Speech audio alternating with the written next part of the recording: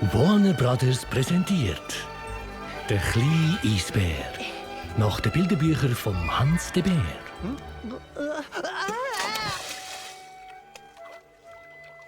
Toll, dein Köpfler! Eigentlich bin ich gar nicht richtig umgedreht. Ich habe nur probiert, einen Fisch zu fangen. Ich glaube eher, der Fisch hat dich gefangen. Hallo, ich bin der Robby. Für mich? Danke.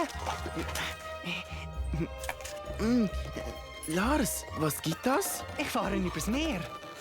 Übers Meer? Ja, in ein Land, wo wir für immer dürfen Freunde bleiben. Sag jetzt, wo sind's? Der Lars und sein Robbenfreund.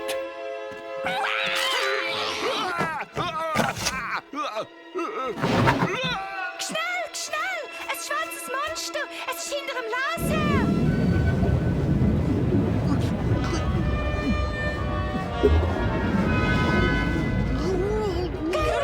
Caruso! Schnell! Ich muss den Lars retten. Ihr wartet. Nur nicht schlapp machen, Lars. Ich bin schon auf dem Weg.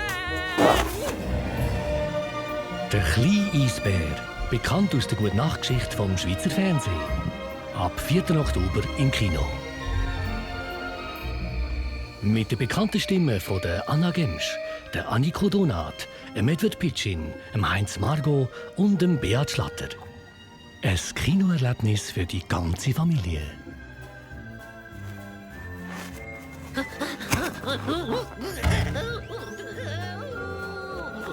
Ich bin ein Vogel. Ich bin ein Vogel.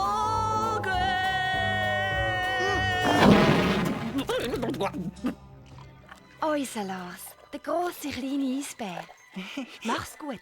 Und versprich mir, dass du immer auf dich aufpasst, gell, Lars? «Der kleine Eisbär», ab 4. Oktober im Kino.